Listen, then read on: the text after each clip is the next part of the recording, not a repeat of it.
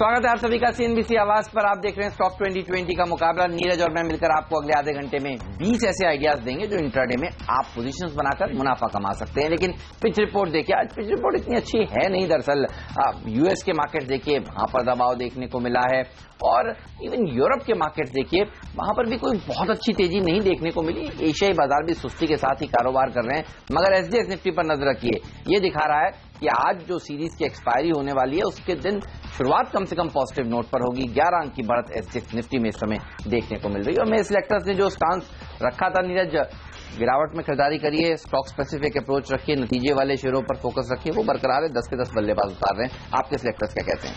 बिल्कुल, रणनीति हमारी भी यही है कि स्टॉक स्पेसिफिक खबरों वाले शेयर जिनके रिजल्ट्स आ रहे हैं उन पे नजर रखिए, और इंडेक्स को मत देखिए जब तक जेनेट एलन के भाषण नहीं हो जाता। तो वही स्ट्रेटेजी आज भी हम कंटिन्यू रहेंगे, और इसीलिए शेयर वो हमने चुने जहां पे खबरें हैं। टाटा ग्लोबल पहला शेयर होगा, और यहाँ पे सिलेक्टर्स खरीदारी सलाह दे रहे हैं। इसमें एक अच्छी खबर ये आई कि कल इनकी एजीएम थी, और उसमें जो पूरे ग्रुप के चेयरमैन है साइरस मिस्त्री, उन्होंने ये कहा कि जो चीन का कारोबार है वो बहुत अच्छा नहीं कर रहा, तो उसकी रिस्ट्रक्चरिंग या बेचने पर हम विचार कर सकते हैं। चीनी कारोबार बेच देंगे तो एक बहुत बड़ा हैंगओवर इसमें से निकलेगा, क्योंकि बहुत सारे ऑपरेशंस इनके हैं जो वो अच्छा नहीं कर रहे हैं। तो ये इसके लिए एक बड़ी पॉजिटिव खबर होगी। साथ ही ये भी खबरें आ रही हैं कि कंपनी डेयरी कारोबार में उतरने की तैयारी कर रही है। तो इन दोनों खबरों के चलते हमें लगता है कि आज अच्छा एक रैली बन सकती है टाटा ग्लोबल में। 153 रुपए के लक्ष्य के साथ खरीदारी करें, 138 पे स्टॉप लॉस रखें। आईडीबीआई बैंक से शुरुआत करना चाहेंगे। जी हाँ, नजर मेरी भी खबरों पर ही है, और आप देखिए कल बाजार बंद होने के बाद जिस तरह से खबरें आई कि 3% हिस्सेदारी नेशनल स्टॉक एक्सचेंज में ये कंपनी बेचने के लिए बोलियां मंगा रही थी, और बोलियां देखिए आई हैं, और काफी बड़े लोगों के नाम यहां सामने आए हैं। राकेश झुंझुनवाला, आकाश प्रकाश जैसे नाम, फेयरफैक्स जैसे नाम सामने आए हैं। एक्सपेक्टेशन यही की जा रही है कि करीब करीब 500 करोड़ रुपए ये हिस्सेदारी बेचकर जुटा लेंगे बैंक। एनएससी में इशू से पहले देखिए हिस्सेदारी बिकती हुई दिख रही है। तो इस शेयर पर नजर रखिए, 75 तक के टारगेट देखने को मिल सकते हैं। 70-71 के आसपास एक आपको स्टॉप लॉस भी जरूर रखना चाहिए। नीरज, दूसरा स्टॉक बताइए। एक और कंपनी है हेमंत जिसने अपनी विदेशी सब्सिडरी को बेचा, और वो है सेंचुरी प्लाई। जो सिंगापुर यूनिट थी उसको उन्होंने बेच दिया है। वही रीजन सब यही होते हैं कि जो ऑपरेशंस बहुत अच्छा नहीं कर रही है, जो यूनिट बहुत बेहतर नहीं कर रही है, जिसमें दिक्कतें हैं, उससे निकल जाना बेहतर है। तो इसको बाजार हमेशा पसंद करता है।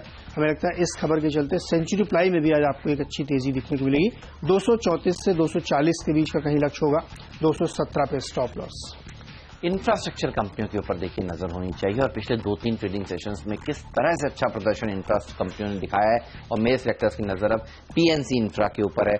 नतीजे कल बाजार बंद होने के बाद आए, मुनाफा जो है वो 22 करोड़ से बढ़कर 54 करोड़ रुपए हो गया है।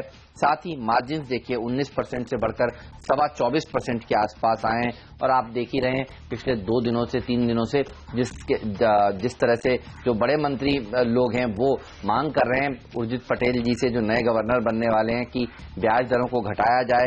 निर्मला सीतारमन ने भी कल ये मांग करी है। नितिन गडकरी भी कह रहे थे कम से कम इंफ्रास्ट्रक्चर कंपनियों के लिए तो 2% सस्ती ब्याज दरें की जाए। ब्याज दरें घटाने के लिए माहौल बन रहा है, और इस माहौल का भी फायदा रेट सेंसिटिव्स को मिलेगा। इंफ्रास्ट्रक्चर कंपनियों को इसलिए ज्यादा मिलेगा क्योंकि इनके नतीजे भी अच्छे आ रहे हैं। तो आज के दिन 132 के टारगेट्स के साथ इससे आप अप्रोच कर सकते हैं। 119 के आसपास एक स्टॉप लॉस पे आपको जरूर रखना चाहिए।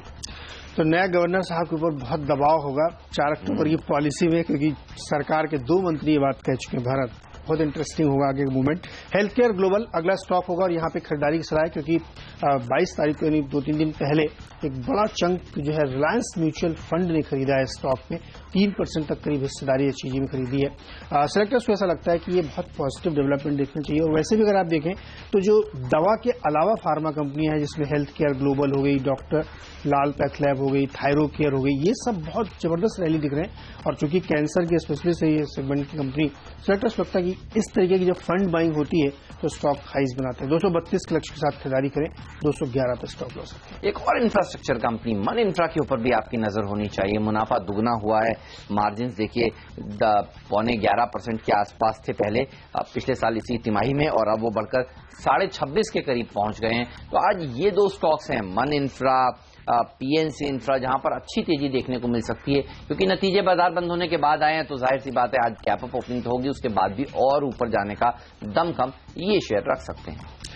एक और फार्मा कंपनी ऑरबिंदो फार्मा में सिलेक्टर्स खरीदारी सलाह दे रहे हैं। कल हमने टीम में शामिल किया था, नतीजों के बाद कैसा ये रिएक्ट करेगी, जो बहुत सॉलिड परफॉर्मेंस का इसने दिखाया, 6-7% ऊपर जाके बंद हुआ। और तमाम ब्रोकरेज की जो आज रिपोर्ट्स आ रही है उसमें भी यही बात स्टैब्लिश हो रही है कि ये कंपनी आगे भी बेहतर परफॉर्म करेगी। तो सिलेक्टर्स को लगता है कि ऐसी कंपनियां जहां पे अच्छे रिजल्ट आ रहे हैं, बाजार उनको पसंद कर रहा है। और कल भी आप देखिए तो बिल्कुल डेज हाई पे जाके इसने क्लोजिंग दी। हमें लगता है अभी भी इसमें फॉलो अप बाइंग की गुंजाइश बनती है। 918 के लक्ष्य के साथ खरीदारी करें और सेक्टर्स को लगता है कि ये एक अच्छी पोजिशनल ट्रेड भी आपके लिए बन सकती है। केएसके एनर्जी, ये एक और छोटी टिकट साइज का शेयर है, यहां पर भी नजर होनी चाहिए। बाजार बंद होने के बाद जिस तरह से खबरें आई हैं कि कंपनी पूंजी जुटाने वाली है और पूंजी जुटाने के लिए 27 अगस्त को इनकी जो बोर्ड बैठक होने वाली है उसमें ये विचार करेंगे कि किस रूट से पूंजी जुटाई जाए, कितने प्रीमियम पर शेयर इशू किए जाएं। तो ये तमाम खबरों के चलते इस तरह के शेयरों में आज तेजी देखने को मिल सकती है। इस पर भी नजर होनी चाहिए आपकी। 29 का टारगेट, 27 के स्टॉप लॉस के साथ यहां पर भी लॉन्ग पोजीशंस आप बना सकते हैं आज। सीमेंट जो मेरे सिलेक्टर्स का फेवरेट सेक्टर है और इंडिया सीमेंट उसमें से फेवरेट स्टॉक है। सिलेक्टर्स को लगता है कि इसमें खरीदारी करके चलना चाहिए। स्टॉक ने लगातार रैली दिखाई है और कल जो ट्रेड कर रहा था 2-3% ऊपर 145। क्यों ट्रेड कर रहा है इतना ऊपर? साउथ की कंपनी है, प्राइसिंग इनके फेवर में है, कंस्ट्रक्शन एक्टिविटी फुल स्विंग में आ रही है। लेकिन इन सब के बाद अगर आप इसको बड़ी दिग्गज कंपनियों से कंपेयर करें, चूंकि ये भी एक बड़ी कंपनी है, $70 पर टन के हिसाब से इनका वैल्यूएशन है, जबकि बाकी $200 पे ट्रेड करें तो वहां से बहुत ज्यादा गैप है, बहुत ज्यादा ऊपर जाने की गुंजाइश है। इसीलिए स्टॉक पिछले 15-20 ट्रेडिंग सेशन में आप देखेंगे तो बहुत शानदार रिटर्न दे चुका है, लेकिन अभी भी यहां और तेजी गुंजाइश बनती है। और बड़े दिग्गज आरकेडवानी जैसे इन्वेस्टर्स में ऑलरेडी पोजीशन पे है। सेक्टर्स लगता है 163 का लक्ष्य आज यहां बनता है, खरीदारी करके चले। 142 पे स्टॉप लॉस है। एसपी अपैरल्स हाल ही की लिस्टिंग, इसके ऊपर भी नजर रखिए। जो नंबर्स आए हैं वो काफी उत्साहजनक आए हैं। 6 करोड़ से मुनाफा बढ़कर 16.5 करोड़ के पार चला गया है। आय में भी 33% से ज्यादा का इजाफा देखने को मिला है। तो अच्छे नतीजों के चलते इस शेयर में भी तेजी देखी जाएगी। 315 के टारगेट्स आज ही के लिए हैं। 300 के आसपास एक स्टॉप लॉस पे आपको जरूर रखना चाहिए। आइए अब जानते हैं आज का मिस्टर डिपेंडेबल स्टॉक कौन सा है।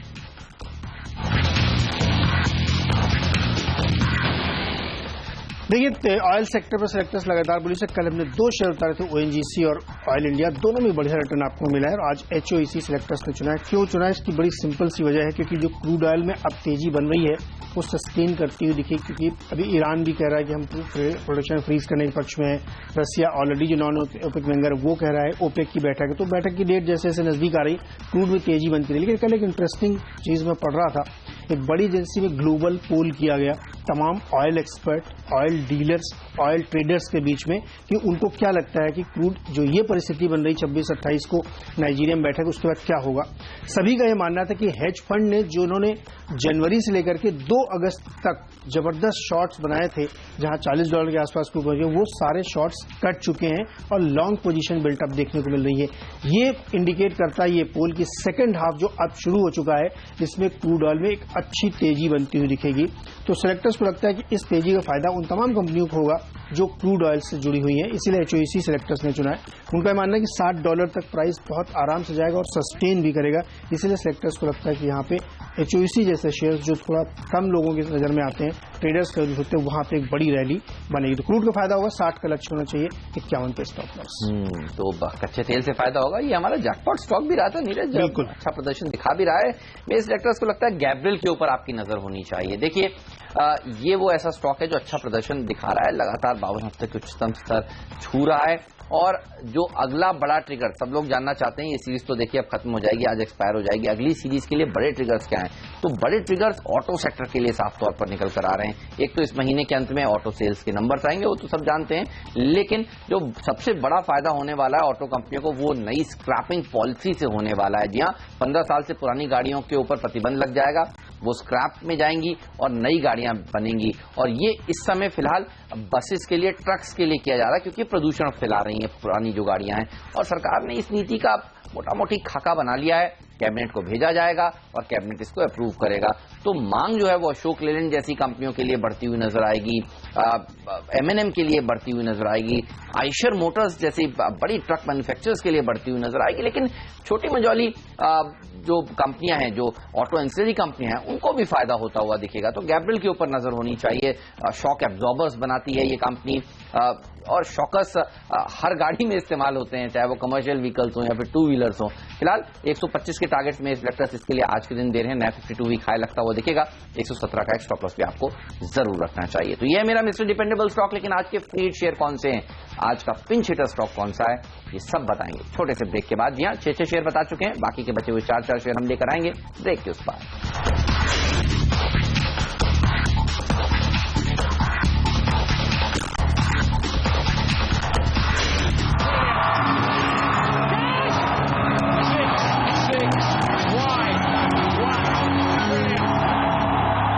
स्वागत है आपका स्टॉक 2020 में। और जल्दी से नजर डालते हैं कि इस समय तक 6 स्टॉक जो हमने बताए वो किस तरीके की टीम बन के नजर आई। तो मेरी टीम पे आप नजर डालेंगे तो खरीदारी पूरा फोकस है। Tata Global, Century Ply Health Care Global, Aurobindo Pharma, India Cement, ये सारे स्टॉक ऐसे हैं जहां पे कुछ न कुछ कोई न कोई खबर है। हेमंत की टीम पे आप नजर डालेंगे तो वहां पे भी वही स्थिति है। आईडीबीआई बैंक में खबर है, पीएनसी इंफ्राटेक, मन इंफ्रा, रेट कट की बात मिनिस्टर्स की ओर हो रही, KSK energy ventures, SPA parallels बढ़िया नतीजे पेश किए, और गैब्रियल जो स्क्रैप पॉलिसी आने वाली है उसका बड़ा बेनिफिशियरी होगा। चलिए अगला स्टॉक आपको बताते हैं, 7वां शेयर मेरी टीम का कि जिसको सिलेक्टर्स ने चुना, और वो होगा श्री रेणुका शुगर्स। देखिए, चीनी की जो लेटेस्ट रिपोर्ट आ रही इस्मा की तरफ से कि महाराष्ट्र में चीनी का उत्पादन 5 साल के निचले स्तर पे जा रहा है। वजह यह है कि एक्रेज कम हुआ है, यील्ड कम हुई है, और जो ग्लोबल प्राइसेस है दुनिया भर में वो बहुत बढ़ते हुए दिख रहे हैं। तो सिलेक्टर्स को लगता है कि तमाम चीनी कंपनियों को फायदा होगा। आपको याद होगा कि 1-1.5 दिन पहले वित्त मंत्री ने एक बैठक करी, उसमें एक ये खबर निकल के आई कि शायद प्राइस ठीक करने के लिए शुगर फ्यूचर्स पर रोक लगा दी जाए। लेकिन शुगर फ्यूचर्स जैसी तमाम खबरों पर रोक लगाने से लंदन के चीनी के दाम नहीं गिरेंगे। तो ग्लोबल कमोडिटी जब हो जाती है तो उसको घरेलू उपाय बहुत ज्यादा फायदेमंद नहीं होते। तो इसलिए सेक्टर्स को लगता है कि चीनी शेयरों में उस दिन भी आप देखिए इस खबर के बावजूद रैली दिखी थी। आज हमें लगता है श्री रेणुका शुगर में तेजी आ सकती है। 17 का लक्ष्य होना चाहिए, 15.50 का स्टॉप लॉस। मेरे सिलेक्टर्स की नजर तो ऑटो और ऑटो एंसिलरी स्टॉक्स पर ही है। गैब्रियल को उतारने के बाद अब 2 ऑटो कंपनियों को उतार रहे हैं। एक तो अशोक लेलैंड को 15 साल से पुराने जो ट्रक हैं, बसेज हैं, उनको स्क्रैप कर दिया जाएगा और नए ट्रक्स और बसेस देने के लिए सरकार इंसेंटिव भी देने का ऐलान करेगी। ये नीति जल्दी कैबिनेट में अप्रूव हो जाएगी तो अशोक लेलैंड को इसका फायदा मिलेगा। 93 के टारगेट देखने को मिल सकते हैं। बजाज ऑटो, ये एक और ऐसा ऑटो स्टॉक है जिसको स्क्रैपिंग पॉलिसी का तो फायदा नहीं मिलेगा, लेकिन फायदा मिलेगा अगले हफ्ते जिस तरह से जो एरियर्स थे, 7th पे कमीशन की रिकमेंडेशंस जो सरकार ने मान ली, उसके बाद जो एरियर्स थे वो आते हुए दिखेंगे। 7 महीने के एरियर्स मिलेंगे वे जो गवर्नमेंट एम्प्लॉइज हैं और जो पेंशन भोगी लोग हैं। तो उसके बाद डिमांड जो है वो 2 व्हीलर्स की बढ़ती हुई नजर आएगी। और दूसरा बड़ा जो ट्रिगर है बजाज ऑटो के लिए वो है 400 सीसी में एक नई बाइक ये लॉन्च कर रहे हैं पल्सर के प्लेटफॉर्म के ऊपर, और अब ये बाइक जो है वो रॉयल एनफील्ड को टक्कर देगी। तो ये कुछ ऐसी खबरें हैं जिसके चलते इस शेयर में तेजी देखने को मिल सकती है। हालांकि रॉयल एनफील्ड के लिए भी अच्छी खबर एक आई है, वो अपने दाम जो हैं 1% और बढ़ा रहे हैं रॉयल एनफील्ड के, तो बुलेट और महंगी होगी। तो ऑटो पैक जो है वो फोकस में रहने वाला है साफ तौर पर। आज के दिन बजाज ऑटो के लिए मेरे सिलेक्टर्स को लगता है 2900 तक के टारगेट देखने को मिल सकते हैं। 2825 का स्टॉप लॉस भी आपको जरूर रख लेना चाहिए। नीरज, आपका अगला शेयर कौन सा होगा? हेमंत, कहते हैं कि जो गाड़ियां होती हैं 4 wheelers, they are extension of legs. जो कपड़े होते हैं वो एक्सटेंशन ऑफ स्किन। तो ये चीजें ऐसी होती है ना कि कभी सस्ती नहीं हो सकती। सस्ती इन द सेंस कि इनकी डिमांड कभी कम नहीं होती, तो कभी आउटडेट नहीं होती, कभी आउटडेट हमेशा। देखिए, बुलेट इतनी महंगी हो गई है, इतनी बड़ी गाड़ी लेकिन स्टॉक बिक रही है। तो ये जो बजाज करने वाले, मुझे लगता है कि एक अच्छा ट्रैक्शन मिलेगा। एमसीएक्स मेरा अगला स्टॉक होगा और यहाँ पे खरीदारी सलाह दे रहे हैं। इसमें खबर ये आई है कि जो पहले जो नाम जाना जाता था एमसीएक्स स्टॉक एक्सचेंज जो एफटी ग्रुप की है, उसका अब नया नाम एमएससीआई है, मेट्रोपॉलिटन स्टॉक एक्सचेंज। उसके साथ इनका मामला चल रहा था वारंट कन्वर्जन का, तो वो कोर्ट में गया था, बहुत समय से चल रहा था। अब उसको out of the court settlement कर रहे हैं दोनों पार्टियां। तो उसमें क्या होगा कि एमसीएक्स के पास जो वारंट है उसमें बहुत सारे वारंट कैंसिल होंगे और इनका स्टेक 14.9% के आसपास होगा, क्योंकि उससे ज्यादा स्टेक ले नहीं सकते आप लीगली तौर पर। बाकी जो वारंट कैंसिल होंगे उसके एवज में इनको 15 करोड़ रुपए कैश मिलेंगे। तो सिलेक्टर्स को ये अच्छी खबर है। एमसीएक्स के लिए एक तो विवाद खत्म हुआ, दूसरा कुछ कैश भी आएगा। 1010 का लक्ष्य होना चाहिए, 980 के स्टॉप लॉस। और अब वक्त है फ्री हिट शेयर का।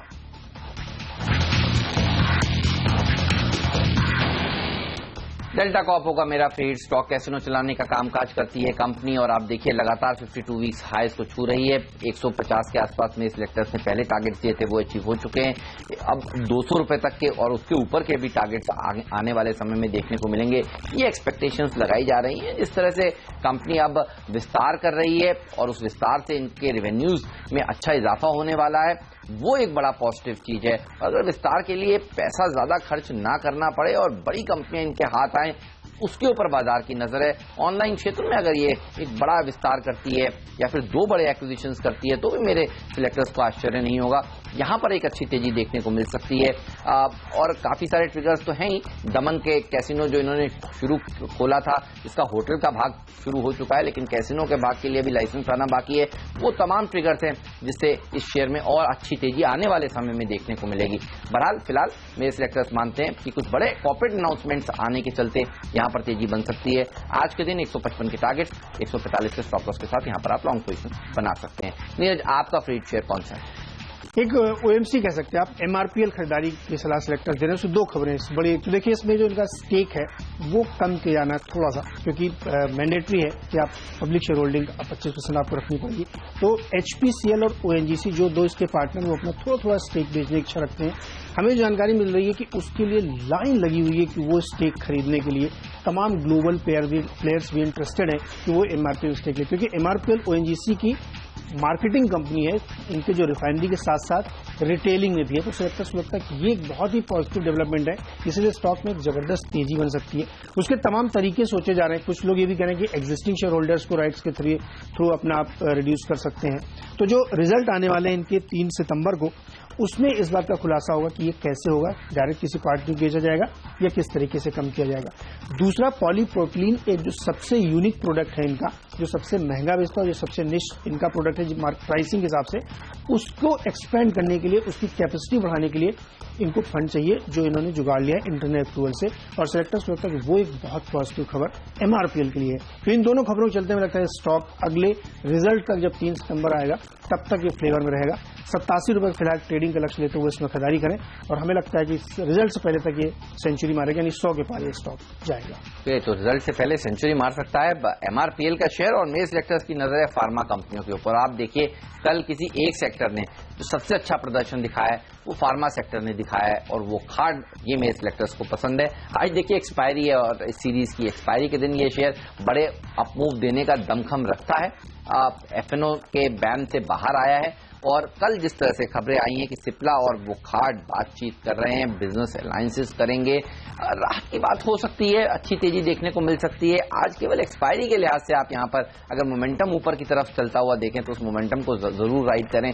820 तक के टारगेट्स आज के दिन ही देखने को मिल सकते हैं। इसके ऊपर भी जा सकता है। वैसे ये शेयर एक दिन में 100 रुपए तक की तेजी या मंदी इसमें देखी जाती है।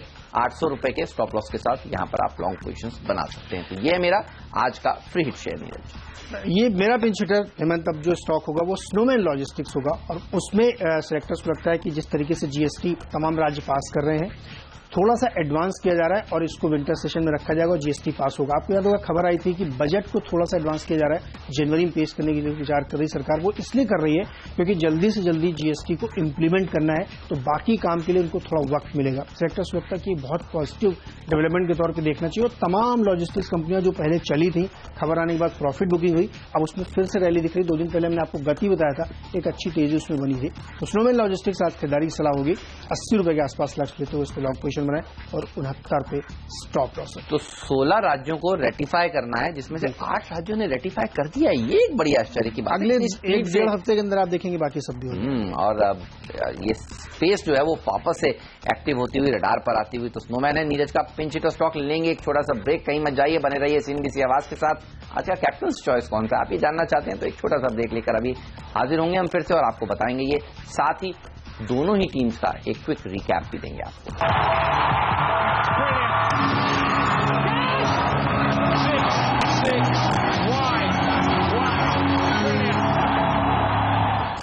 स्वागत है आप सभी का एक बार फिर से CNBC आवाज पर। और ये देखिए मेरी टीम आपकी स्क्रीन पर आती हुई 10 के 10 बल्लेबाजों को आज टीम में फिर से शामिल किया है। नीरज, एक शेयर जो आपको चुनना हो, कैप्टन चॉइस का दर्जा किसे देंगे? पहला शेयर होगा IDBI बैंक। और जिस तरीके से अब खबरें निकल के आ रही है कि NSE के स्टेक बेचेंगे और राकेश जी तक इसमें इंटरेस्टेड है, हमें लगता है इसमें खरीदारी करनी चाहिए। जो आप लक्ष्य दे रहे हैं बहुत आसानी से इसमें अचीव होगा। मेरी टीम पे आप नजर डालिए, यहाँ पे आपको भी पूरी तरीके से बल्लेबाजी फोकस है, क्या पसंद है? आपका जो आखिरी शेयर है, last but not the least, Winchester stock, snowman logistics अच्छा प्रदर्शन दिखा सकता है। और हमारे आप जैकपॉट स्टॉक भी ये रह चुका है CNBC आवाज का। और आप देखिए 80 के टारगेट आसानी से अचीवेबल लगते हैं। मेरी पूरी टीम पर नजर डालिए और देखिए 10 के 10 बल्लेबाजों को टीम में शामिल किया है। शुरुआत IDBI बैंक से, जहां 3% हिस्सेदारी NSE की बेची जा सकती है और 500 करोड़ रुपए के आसपास इनके हाथ लगेंगे।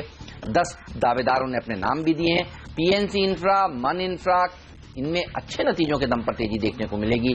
KSK एनर्जी पूंजी जुटा रहा है, प्रेफरेंशियल अलॉटमेंट करेगा तो देखना होगा कितने प्रीमियम पर करता है, यहां पर तेजी बनेगी। SPI FLS के नतीजे काफी अच्छा है कल बाजार बंद होने के बाद। ऑटो और ऑटो एंसिलरी स्पेस अब से लेकर अगली सीरीज की शुरुआत तक अच्छा प्रदर्शन दिखाएगा। तो अशोक लेलैंड को फायदा मिलेगा नई स्क्रैपिंग पॉलिसी का, और गैब्रिल को भी फायदा मिलेगा। ऑटो एंसिलरी कंपनी है क्योंकि ये बजाज ऑटो जिस तरह से नई बाइक 400 सीसी की लॉन्च कर रहा है एनफील्ड को टक्कर देने के लिए, यहां पर तेजी देखने को मिलेगी। डेल्टा कॉपर, वोखार्ड, ये कुछ और ऐसे स्टॉक्स हैं जहां अच्छा प्रदर्शन आज के दिन देखने को मिल सकता है। मेरी टीम में नजर डालिए, पूरी तरीके से खरीदारी फोकस है। खबरों के आधार पर चुना गया Tata Global, Century Ply, Health Care Global, और फार्मा, ये सब स्टॉक्स हैं जहां पे अच्छी रैली बन सकती है। इंडिया सीमेंट एक वैल्यू पिक भी बन के निकल के आ रही है। वहीं ऑयल से रिलेटेड HOEC में खरीदारी करिए। चीनी का स्टॉक कम हो रहा है, श्री रेणुका में लॉन्ग पोजीशन बनाइए। M6 के लिए अच्छी खबर है, मामला सुलझ गया है कोर्ट के बाहर, तो वो एक पॉजिटिव है। MRPL एक और क्रूड स्टॉक सेलेक्टर्स को लगता है खरीदारी करनी चाहिए। और स्नोमैन लॉजिस्टिक्स जिस तरीके से गति को जल्दी से जल्दी पास किया जा रहा है GST को, उसका फायदा इस स्टॉक को मिलेगा। चलिए इसी के साथ लेंगे एक छोटा सा ब्रेक। कहीं मत जाइए, बने रहिए CNBC आवाज के साथ ही, क्योंकि ब्रेक के बाद एक्सपर्ट्स का दमदार पैनल हमारे साथ जुड़ेगा जो बनाएगा आज के लिए आपकी ट्रेडिंग रणनीति। जी हां, मार्केट काउंटडाउन हाजिर करेंगे ब्रेक के उस पार।